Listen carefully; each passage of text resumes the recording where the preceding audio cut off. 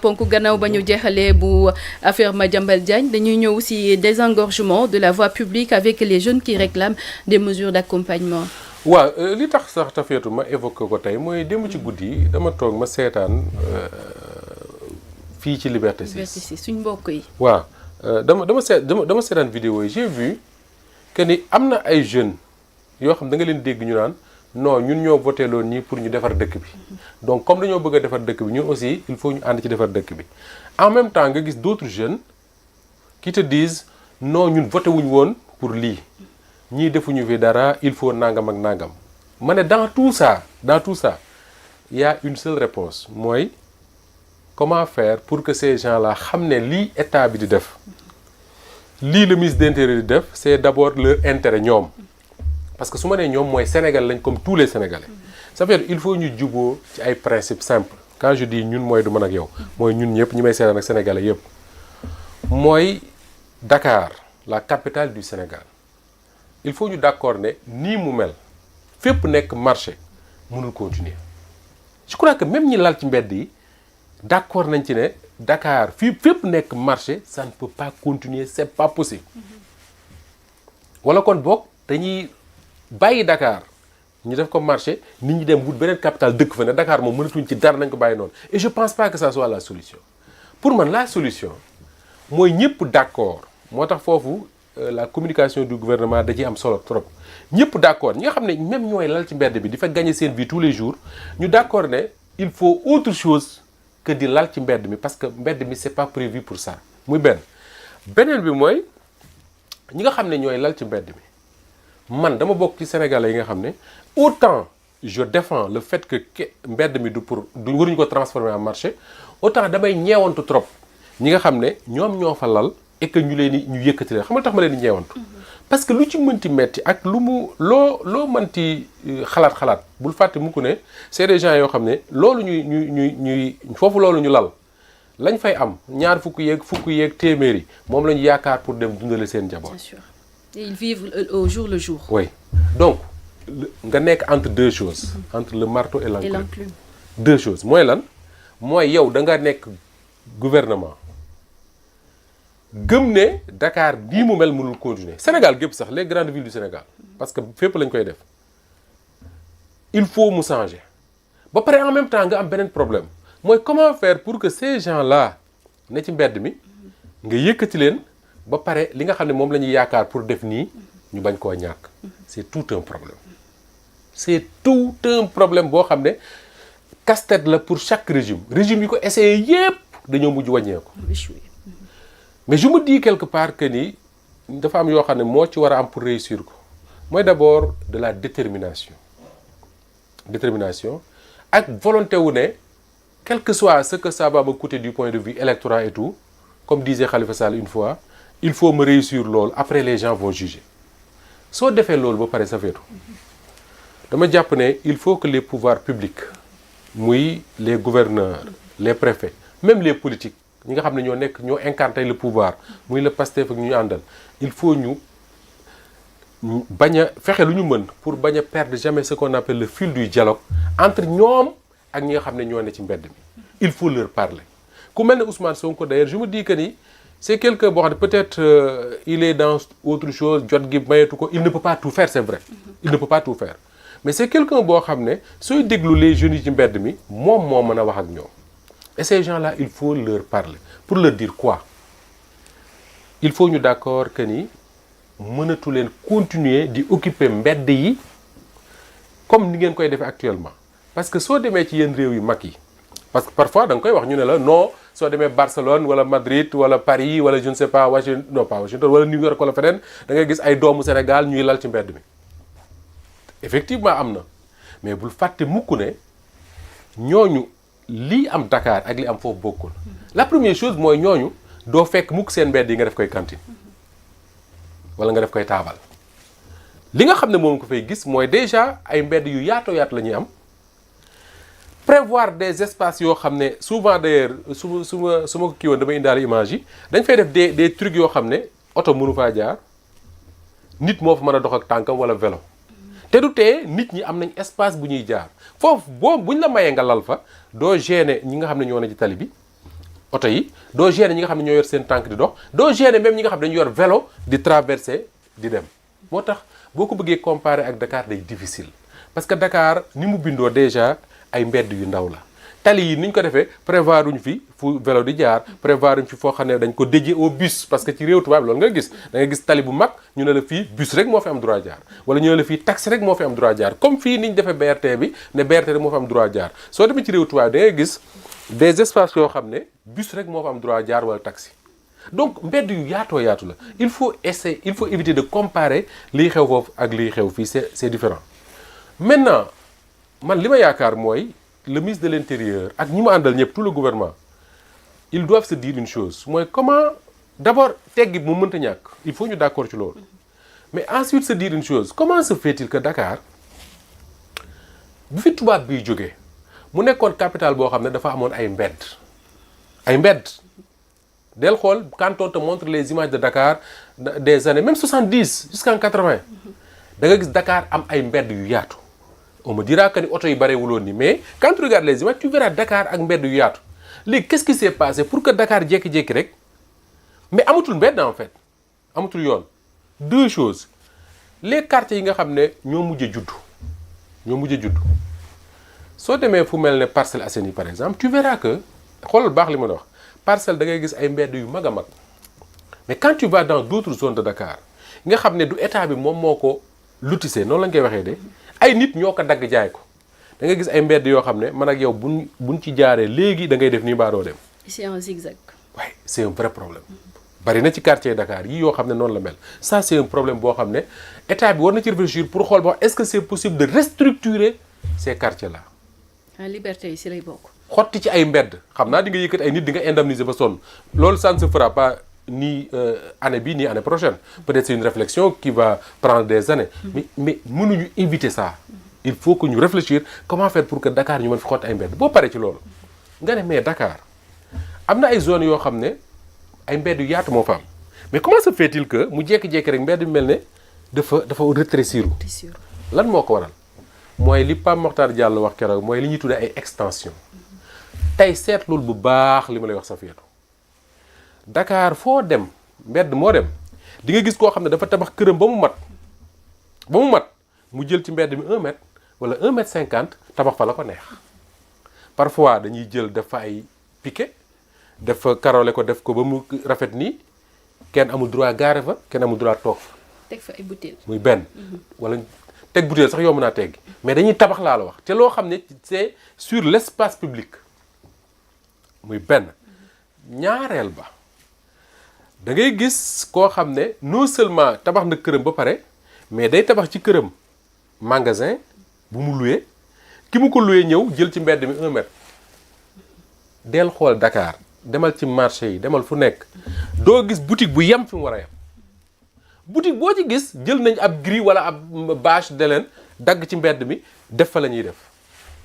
mais yooyu autant état bi mi ngi yëkkati marché ñi nga xam ne ñooy ay tablier di teg ay table ci mbedd mi autant dañu war a jël ay mesures pour demander aux communes maires yi communes parce que souvent naan la c'est les maires qui autorisent ça ne leen nañu topp mbedd yi Ndakaaru yii kër gu ci dépassé 1 mètre ñu toj ko ku jël ci tali bi dara ñu toj ko ku jël ci mbedd mi dara ñu toj ko et ils verront que ni Dakar en réalité mën naa am ay mbedd yi nit ñee ko occupé mieux Safiatou est-ce que xam nga am na ñoo xam ne dañuy am kër ba pare fekk le domaine public ñu jël ci lu bari boole ko seen kër mën naa la ci limal ay exemple léegi yoo xam ne su ma la ko waxee da nga koy xam. muy yan. soo jëlee station Total bii nekk rond-point Liberté 6 topp ko ba EMG li ci ëpp ci domaine public la nekk état bi moo ko moom nit ñee ngi ci dëkk def koy kër. Walfadjri si ngeen bokk. Walfadjri am na une partie bu ci bokk. D'accord. mais jëlal rek continuer laajteel ku la neex. ça appartient au domaine public de l'État du Sénégal. D'accord. tey état wu Sénégal su ko neexoon mu toog et loolu dina am mu toog bu jàgg mu ne dama bëgg a def benn tramway wala benn BRT wala je ne sais pas benn métro dama soxla espace boobu kër yi fi nekk yëpp dañ koy toj. mais loolu lan moo ko waral. négligence. de l'État. négligence de l'État parce que état bi moo toog seetaan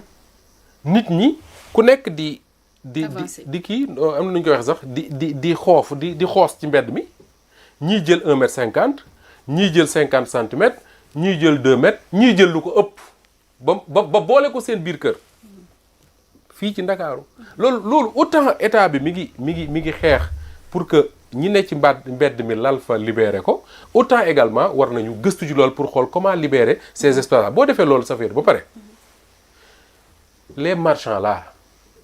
là ne ci mbedd mi tey je me dis bu amoon une bonne communication di waxtaan mais loolu nag dina difficile parce que ñun suñu problème mooy discipline dañ cee aayul trop mais si on était wax dëgg yàlla état bi xeex ci liggéey ci ba ñu wane ci discipline bu mat sëkk tey y a des espaces de Dakar yoo xam ne mën nga permettre ay nit ñu lal fa di jaay te duñu gêner kenn ci circulation wala fu nit war a doxee te li ma lay wax ni man dama ko gis ci dëkk tubaab boo xam ne qu'est-ce qu'ils font la mairie dafa ñëw mu jël un espace boo xam ne c'est la voie publique mais c'est un espace boo xam ne dañ ko def de telle sorte que oto du ko traverser vélo rek nga fa mën a jaare ak sa tànk espace boobu dañ ko dédié au commerce nit ñi dañuy ñëw le matin ñi nga xam ne ñooy jaay ay légumes ak ay yu demee noonu dañuy ñëw le matin ñu lal déglu baax li ma la wax lal bu ñu lalee di jaay seen i légumes ak yeneen ak seen i fruits ak yooyu ba midi jot wala 13h je ne sais pas ñooñu lalli bu ñu lalee la mairie day ñëw raxas espace ba mu set wecc ba mu gën a set suñu karo yi ñi nga xam ne ñooy jaay ay dàll ak yére yu demee noonu ak saaga yu demee noonu su ngoonee ñooy ñëw lal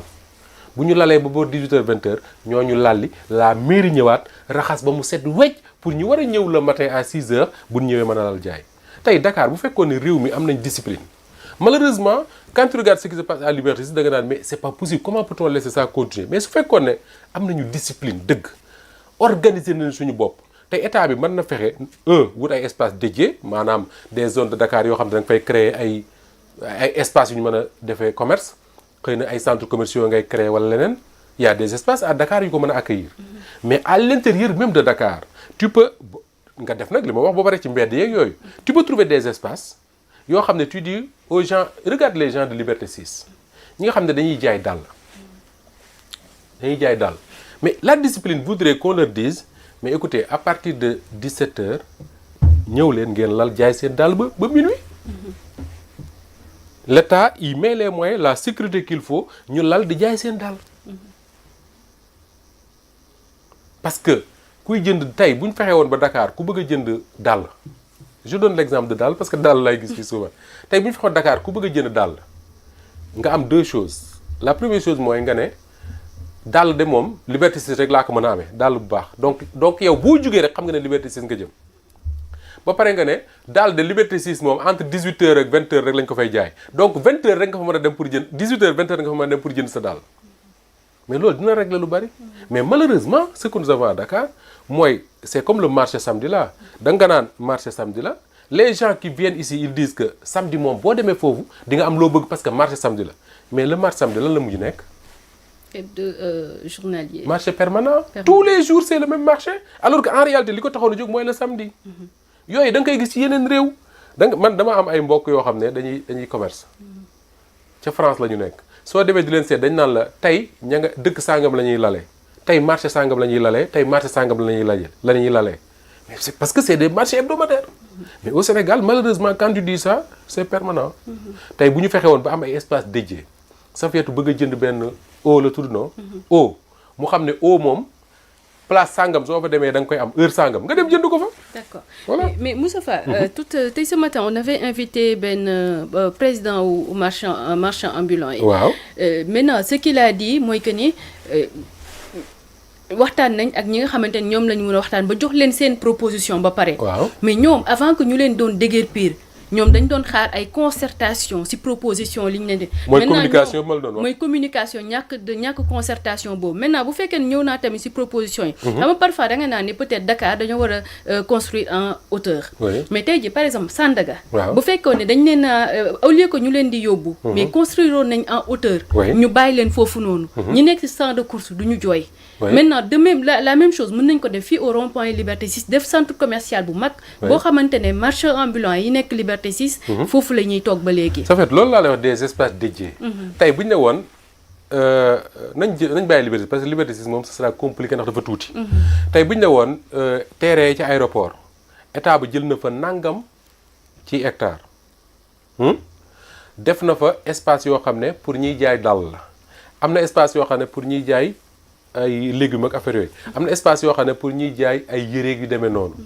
yow dans ta tête yooyu éducation la culture la bu ñu war a développer suñu bopp dans ta tête tu te dis man kat su ma bëggee jënd dàll aéroport am na centre commercial nangam boo xam ne ña fa nekk ay dàll rek la ñuy jaay loolu moo am ci réew yëpp man mii bu ma bëggee su ma tukkee bëgg a jënd daal su ma laajtee dañ naan ma nañ dem place sàngam bu ñu demee foofu nga dem lépp luy daal di nga ko fa gis nga jënd ko dem soo bëggee leneen noonu mais le problème que nous avons mooy ñun dañuy jël lépp jaxase mélangé def ci benn bërëb loolu dafa wóorul sax pour ñoom sécurité beneen bi nga wax te ma d'accord ci ak yow trop mooy li nga wax ci construire en hauteur mais dafa am leneen loo xam ne moo ci war a am et dafa war a nekk une exigence des autorités sénégalaises mooy Sénégal dañu war a fexeeti képp koo xam ne yaa ngi fiy tabax immeuble ñu ne peut-être immeuble bu àggee ñaata niveau mën nañ ne immeuble boo xam ne 5 étages la wala ñu ne immeuble 10 étages je sais pas moi je sais pas ñu ne ku koy defati dañ lay jox obligation nga defar parking ci suuf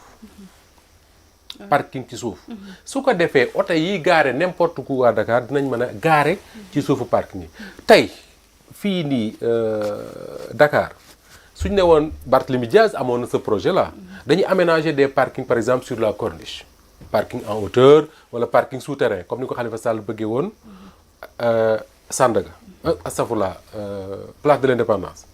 mais quand tu as ces parkings là ça fait doo dox ci mbedd mi gis ku nekk gaare fu la neex yow da ngay xëy suba war a liggéey place de l'Indépendance wala Dakar Sandaga wala feneen da ngay daw place de l'Indépendance nga dugg ci parking bi man de réew yi ma dem yëpp loolu laa gis booy dugg ci parking bi di nga gis déjà que ni ñaata oto ñoo fi nekk ñaata place moo des nga dem gaare tëj sa oto dem liggéey soo liggéeyee ba ngoon nga ñëw tijji sa oto boo génn parking ñu ne la nangam ngay fay nga fay ko dem sa yoon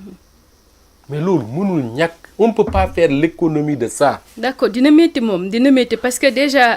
ñoom li méttee tax ñu koy waxtaan li nga xamante ne proposé nga ko noonu ñoom ñun tamit proposé nañ leen ko ce matin mais ñoom qu'est-ce qu'ils ont dit que ni centre de course mu ngi fi ñoom tamit les travailleurs voilà tournent les pouces en longueur de journée 4C également def nañ ko benn centre commercial mais anamu ñoom tamit ba léegi gisuñu ay clients maintenant tey jii ñii tamit bu ñu doon yóbbee foofee nga xamante ne mooy aéroport muy exemple rek boo xamante ne na nga ko joxe Safiatou xam nga lan moo tax duñ gis client c'est parce que buñ leen jëlee ci mbedd mi dem yóbbu leen foofu ñeneen dañuy ñëw occuper le même espace bi ñu libéré loolu mooy le problème en fait tey boo ne woon rond-point Liberté 6 ñi fi nekk ñëpp dañ leen fiy jëlee wut benn centre commercial je ne sais pas bu ñu def aéroport je dis aéroport sànq ba léegi xaw ma qu'est-ce que j'ai def fu leen neex ñoom ñëpp ñu dem fa mais su kenn jaayatul Liberté 6 ku bëgg daal di nga leen fekk foofu mais su fekkee ne état bi dafa ñàkk fayda goo xam ne da ngay tabax espace bu mel ne champ de course wala feneen ba pare loger fa ñi nga xam ne ñoo occupé woon l'espace ñooñu dem nga seetaan ñeneen ñëw remplacer leen mais ñi leen remplacer ñoom ñooy jaay ñi nekk foofu ils ont le sentiment que ni dañ leen a yóbbu foofu ba pare gisatuñ kenn ça fait tout encore une fois marché jaay dafa am fu ñu koy defee wax nga ba nga daanelee foofu mooy maire yi nga xamante ils ont laissé trop faire c'est également les premiers responsables parce que déjà ñoom tamit dañuy fay taxe mais dañuy fay waaw maire yi dañuy dem di leen daggal juuti waaw dañuy fay de chaque jour ñu dem daggal leen te loolu aussi li ko jur bokk na ci le fait que maire yi souvent dañ leen transférer ay compétences te duñ leen transférer ay fonds yu leen mën a permettre ñu def loolu léegi la seule solution bi ñuy trouver peut-être mooy commerçant yi di dagg ay juuti rek di yóbbu et là ça pose un vrai problème encore une fois ça fait il faut qu'on arrête aussi d'appeler ces gens-là des marchands ambulants les marchands ambulants mooy ñi ngay gis ñu gàddu kii di topp ci oto yeeg yooyu di jaay comme ñi ngay gis ci VDN beeg même autoroute ak affaire yooyu mais quelque wax dafa am table chaque jour mu ñëw xëy fa ba tudde boppam marchand ambulant non ñooñu ce sont les tabliers tablier la wala leneen non ñooñu ce sont les tabliers maintenant bu fekkee ne tëj nañ ponk boobu parce que dese nañu ñaari kii te waxtu baa ngi ñuy xoj ñu ñëw ci affaire Cheikh Touré du nom de ce jeune footballeur tué au Ghana maintenant comment protéger nos